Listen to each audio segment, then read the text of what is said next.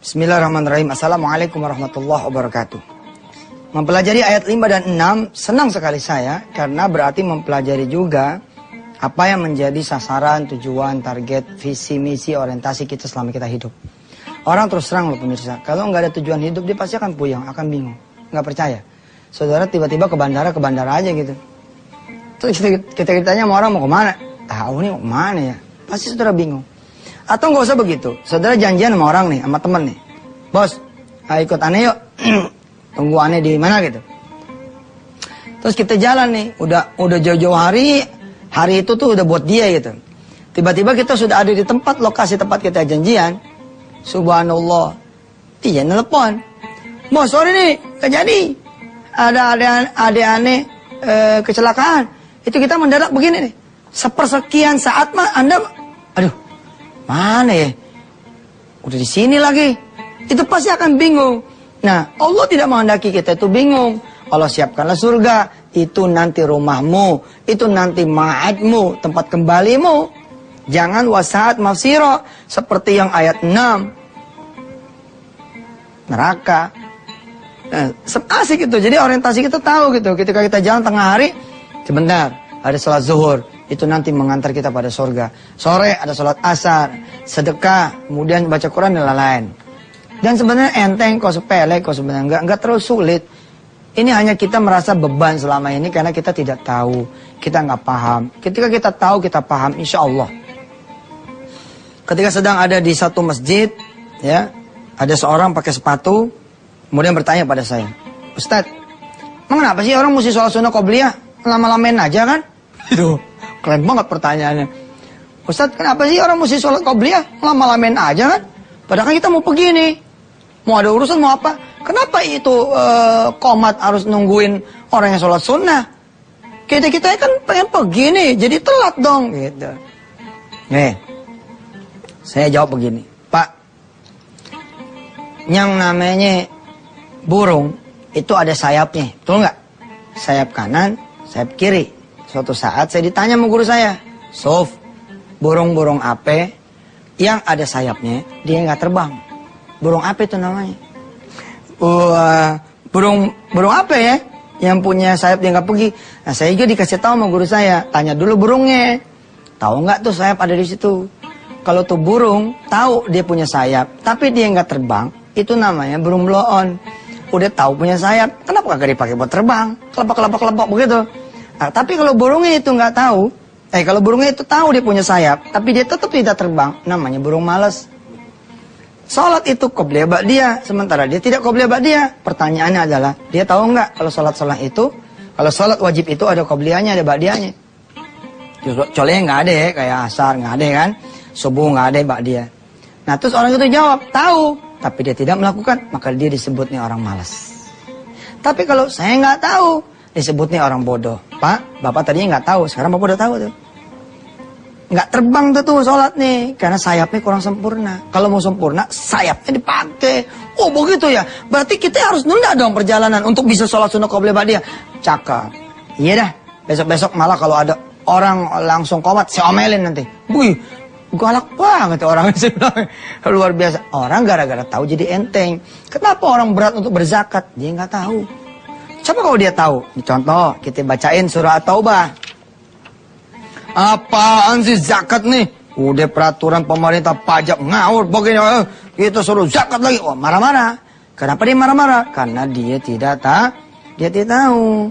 Kalau dia tahu, dia nggak bakal marah-marah. Contoh, surah At-Taubah ayat 25, ya, ayat 35. Bacanya dari 34 deh. Ini contoh nih, saudara perhatikan terjemahannya. A'udzu billahi minasy syaithanir rajim. Ya ayyuhalladzina amanu inna katsiran minal ahbari war-ruhbani la ya'kuluna amwalan nasi bil batili wa yasudduna an sabilillah والذين يكنزون الذهب والفضة ولا ينفقونها في سبيل الله فبشرهم بعذاب أليم يوم يحمى عليها في نار جهنم فتكوى بها جباههم وجنوبهم وظهورهم هذا ما كنزتم لأنفسكم فذوقوا ما كنتم تكنزون. Orang-orang yang menimbun hartanya, ya, dan tidak menafkahkan di jalan Allah, maka beritakanlah berita buruk kepada dia bahwa dia akan diazab oleh Allah dengan azab yang pedih. Yakni pada hari di mana dipanaskan di neraka jahanam harta mereka, lalu ditusuk kemana? Jidatnya, perutnya, punggungnya, lalu dikatakan kepada mereka, inilah harta yang kalian dulu tumpuk, yang malah menjadi bencana buat kalian semua. Fadzuqu ma kuntum taknizun. Lalu dijelaskan pula bahwa kalau harta tidak dikeluarkan maka akan jadi penyakit dan seterusnya. Orang tuh akan mendengar, oh jadi zakat ini sebenarnya buat kita ya Pak. Iya buat Bapak. Orang jadi, ya sudah kalau gitu potong zakat saya. Subhanallah. Orang nggak mengerti tentang sholat subuh berjamaah itu. Kalau mengerti tentang sholat subuh berjamaah, orang akan lari sholat subuh berjamaah. Apa pahalanya orang sholat subuh berjamaah? Dia faka'annama qama lailah, seakan-akan dia sholat sepanjang malam. Bodoh. Orang nggak ngerti juga sholat malam itu apa. Ya kasih tahu lagi sholat malam sehingga orang luar biasa dia jaga dari sholat subuh berjamaahnya. Ada orang-orang yang paham tapi dia tidak melakukan. Namanya kan udah disebut tadi, orang malas. Pemirsa, ya semua yang dirahmati Allah, surah Al-Fat ayat 5 ayat 6 mengajarkan kepada saya dan kita semua ada surga. Apapun yang kau lakukan, masuklah surga. Jangan sampai masuk ke neraka. Dan bawalah orang-orang untuk bisa ikut masuk surga, jangan membawa orang untuk ikut masuk neraka. Maka menjadi pemimpin sebenarnya mengasihkan kalau mikirnya tuh amal soleh, bukan mikir proyek. Kenapa saudara harus jadi gubernur? Supaya saya bisa ngomong kepada kepala-kepala Diknas, saya ini gubernur, paham tidak nih kartu nama saya? Saya pengen ya dari mulai SD, SMP, SMA sebelum sekolah ngaji dulu, ya. Ini perintah gubernur, nanti kita bikinin perdanya lewat anggota dewan. Cakep, cakep. Hari Jumat kita mulai dari jam 10.30 istirahatnya supaya anak-anak bisa menyelesaikan suratul kahfi. Cakep. Saya sebagai gubernur menginginkan sekali anak-anak ini khatam Quran selama di SD, SMP, dan SMA. Kepada para kepala sekolah dan kepala Diknas, Kanwil, saya nggak mau tahu. Gimana caranya pikirin. Kalau memang perlu tanda tangan saya dan perda, kita akan bikinkan. Begitu. Kalau saja seorang pemimpin menjadi pemimpin supaya dapat kesempatan seperti ini, dia bangun masjid di mana-mana, dia makmurkan masjid, maka menjadi pemimpin itu tentu ada sesuatu yang dicintai oleh Allah Subhanahu wa taala. Tapi kalau awalnya udah ngincar proyek, maka menjadi pemimpin itu dari awal sudah seperti yang disebut oleh Allah dalam surah Al-Fat ayat 6 yang menjadi penutup segmen pada hari ini apa? Alaihim dairatus saw wa ghadiballahu alaihim wa la'anahum wa 'adda lahum jahannam wa sa'at masira. Mereka akan mendapat giliran azab yang buruk dan Allah murka kepada mereka serta mengutuk mereka serta menyediakan neraka jahanam bagi mereka dan neraka jahanam itu seburuk-buruk tempat kembali.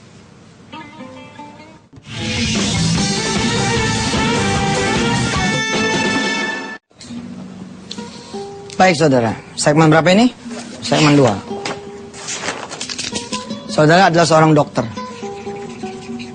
perawat, bidan, owner dari rumah sakit. Lalu melaksanakan seluruh tugas-tugasnya. Jadi ibadah tidak? Jadi ibadah tidak? Belum tentu. Nah, kalau dia kagak bismillah, nggak jadi ibadah. Dia bangun rumah sakit karena buat untung, nggak jadi ibadah. Jadi ibadah itu syaratnya satu, dia bismillah toh. 2, halal. Dilakukan dengan cara-cara yang halal. Syariatnya juga dilaksanakan. Yang ketiga, perhatikan yang wajib. Perhatikan yang wajib. Yang keempat, ada bagi hasil untuk Allah. Ini yang disebut dengan zakat atau sedekah. Ini dia syaratnya. Maka kalau ketika seorang dokter datang nih tamu, silakan masuk. Sakit apa? Kan senyum tuh ya, senyum bagus kan? Sakit apa? Ini dok, dada saya rasanya nyeri sekali. Ya sudah, coba buka kancingnya. Buka. Masuk ini. Pasang ini kan nih. Kok ini bunyinya dit nih? Iya dok, kita banyak kredit nih. Oh, jadi nyeri ini banyak kredit ya, banyak utang. Kan dokter tuh baik ya, dialog baik. Tapi sebab dia nggak baca bismillah, nggak jadi apa-apa. Ada seorang ayah yang bagus banget sama anak-anaknya. Suami yang cakep sekali sama istrinya. Istrinya juga cakep banget sama suaminya. Dia jadi ibu yang baik buat anak-anaknya. Kecuali satu. Dia tidak basmalah dan tidak memperhatikan yang wajib. Dia tidak sholat. Kira-kira jadi ibadah tidak? Tidak. Sayang banget. Sayang banget. Itu menjadi peristiwa dunia biasa. Menjadi peristiwa dunia biasa. Anda berdagang, berusaha, kerja, belajar, mengajar. Oke? Ini menjadi semua peristiwa biasa. Jangan jadi peristiwa biasa, Allah bilang. Jadilah peristiwa yang mengantarkan kepada surga. Dokter ketika masuk ke ruang praktek dia, Bismillahirrahmanirrahim. Nawaitu tawakkaltu 'ala Allahi la haula wala quwwata illa billah. Ya Allah, saya ini dokter, izinkan saya menyembuhkan pasien saya. Bismillah. Maka setiap dia senyum, pahala. Dia negur, siapa namanya? Ini anak cakep banget. Subhanallah ya, mudah-mudahan panasnya turun. Itu pahala, terus pahala. Kenapa? Dari awalnya udah dibismillahin. Udah dibismillahin. Nanti yang ujungnya ini yang kelima, hamdalah di akhirnya. Apalagi kalau kemudian dia bisa bilang begini nih kepada pasiennya. Ibu, barangkali ibu nyeri dada karena pikiran. Semalam sholat malam nggak? Enggak ya dok, sholat malam. Coba deh sholat malam. Sholat malam tuh nenangin loh. Apa yang menjadi masalah ibu, lapor sama Allah. Iya dok, nih mungkin nyeri saya karena pikiran. Saya sakit hati sama suami saya. Sudahlah. Sudah terjadi mau apa kan? Ibu maafin suami. Ibu coba minta sama Allah ketegaran, kesabaran. Ibu minta sama Allah SWT yang terbaik. Itu dokter itu melampaui dokter yang apa? Karena mengajak orang ke surga. Jangan begini, emang resek suamimu itu tuh. Agak benar suaminya. Malah orang yang mengeluh tambah lagi mengeluhnya. Nggak benar. Saudara kerja gitu loh. Kalau kerja, saudara langsung masuk kerja, langsung buka komputer, ikut rapat, pagi sana ke klien sana. Jadi ibadah nggak? Belum tentu. Kalau mau jadi ibadah gimana? Sebelum berangkat kerja, Bismillah. Nawaitu tawakkaltu 'ala Allah. Lalu perhatikan halal haramnya. Kemudian perhatikan yang wajibnya. Ada bagi hasil Allah nanti gajiannya. Dan hamdalah, memuji Allah. Begini. Apalagi kalau kemudian saat saudara kerja, ada orang nih berbuat dosa. Jangan begitu dong. Atau ketika Anda mau sholat, sholat yuk, mengajak orang. Ini dia hakikat ayat 5 dan ayat 6. Bagaimana kemudian owner rumah sakit jangan sampai ngomong begini nih sama susternya. Ini rumah sakit bukan rumah sakit Islam ya, jangan sampai ada yang pakai jilbab. Gak boleh pakai jilbab. Waduh. Bagaimana ini? Padahal dia punya rumah sakit itu karena izin Allah. Dia bisa menyembuhkan juga izin Allah. Harusnya sebagai owner rumah sakit malah ngomongnya begini.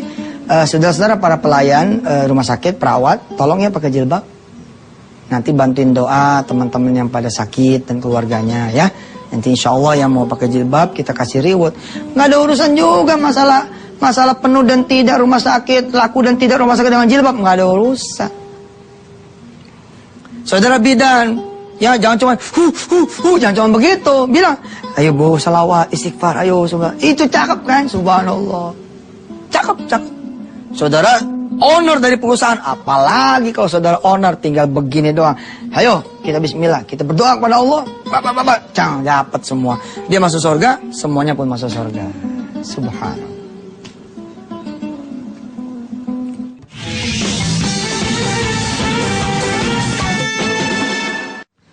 A'udzu billahi minasy syaithanir rajim.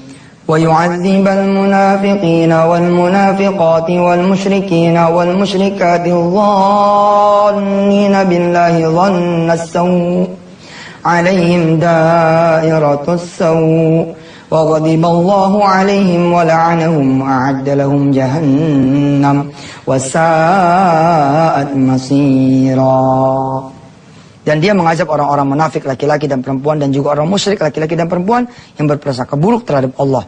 Mereka akan mendapat giliran azab yang buruk dan Allah murka pada mereka dan mengutuk mereka.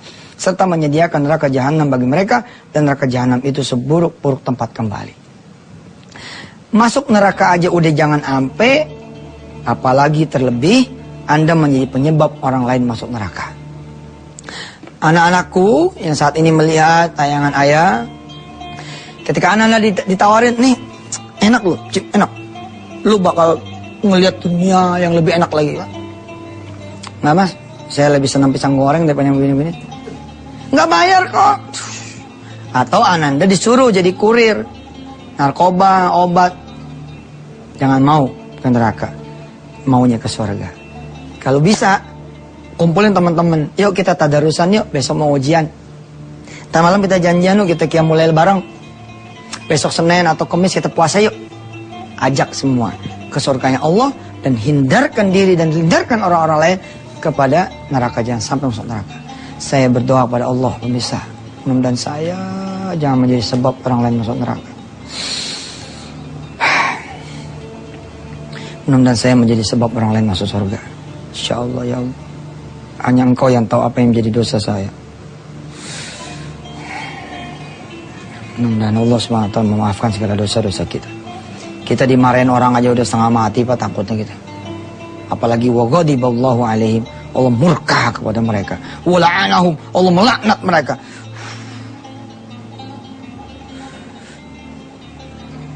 Mudah-mudahan saudara kita bisa belajar tentang surga dan neraka ya. Amin ya Allah rabbal alamin.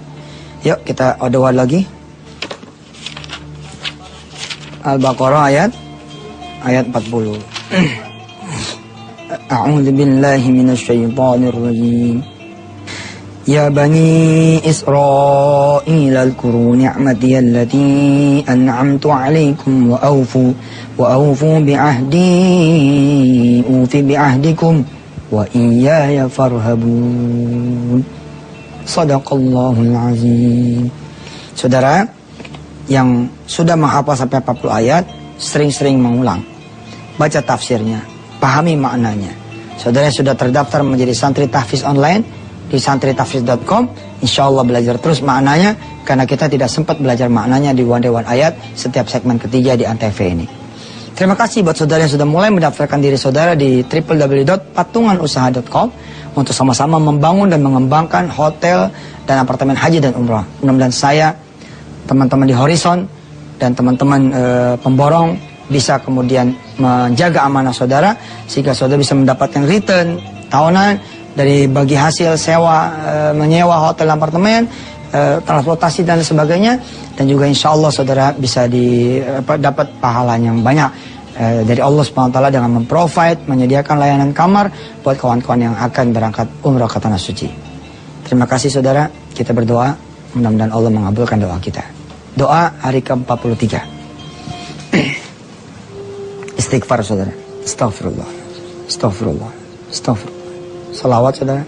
Allahumma salli wa ala ali sayyidina Muhammad. Ya Allah, hamba-hambamu rajin benar berdoa. Bukan cuma pagi hari ini lewat Antv yang sudah masuk 42 hari, tapi juga lewat chatting EM dan lewat doa masing-masing di setiap habis sholat fardu, sholat sunnah, baca Quran, sedekah dan amal-amal soleh yang lainnya. Ada yang pengen dibayarin hutangnya olehmu. Ada yang pengen kemudian kembali duitnya di tangan orang. Ada yang pengen punya proyek, ada yang pengen nagih uang proyek. Ada yang pengen menjabat jabatan tertentu tapi denganmu saja diaturnya. Olehmu saja yang ngaturnya. Ada yang pengen bangun rumah, ada yang punya rumah pengen punya rumah yang lebih besar, ada yang belum punya kendaraan pengen punya kendaraan, ada yang belum haji pengen haji, ada yang punya duit pengen umrah, ada yang lagi sakit pengen sembuh, ada yang pengen punya anak, ada yang pengen punya jodoh, ada yang lagi pengen hidup sehat, ada yang lagi pengen menjadi orang-orang yang saleh-solehah. Ya Allah, mudah-mudahan Kau kabulkan doa ini semua. Dan jadikanlah kami adalah hamba-hambamu beriman yang bisa kemudian nanti ketemu dengan Engkau ya Allah di surgamu. Dan bisa melihat wajahmu ya Allah. Bisa duduk bersanding bersama Rasul Muhammad sallallahu alaihi wasallam. Ya Rabb, pantaskah kami ya Allah yang hidup di jalur neraka mengharapkan surgamu? Kalau bukan kepadamu kami berharap yang maha kasih, maha penyayang. Tentu kami tidak akan sanggup berharap surgamu ya Allah. Bimbing kami, Rabbana zalamna anfusana wa illam taghfir lana wa tarhamna lanakunanna minal khasirin. Berikan ridhamu untuk kami ya Allah. Rabbana 'alaika tawakkalna wa ilaika anabul masir. Alhamdulillah rabbil alamin. Pemirsa, makasih doanya buat patungan usaha. Buat teman-teman yang patungan usaha itu bukan sedekah ya, jadi dia investasi, tapi investasi insya Allah halal dan barokah. Mudah-mudahanlah saya dibimbing oleh Allah untuk memimpin beli ulang Indonesia. Kita belajar dulu yang kecil, hingga kemudian kita bisa belajar yang gede-gedenya. Dukung saya, yang punya pandangan, yang punya pikiran, silakan di email ke email saya yang berikut ini, timyusufmansur@gmail.com. Team tulisannya ya, teamyusufmansur@gmail.com. Silakan saudara, mudah-mudahan kita bisa kembangin patungan usaha ini ke arah yang lebih spektakuler lagi. Terima kasih, saya Yusuf Mansur. Wassalamualaikum warahmatullahi wabarakatuh.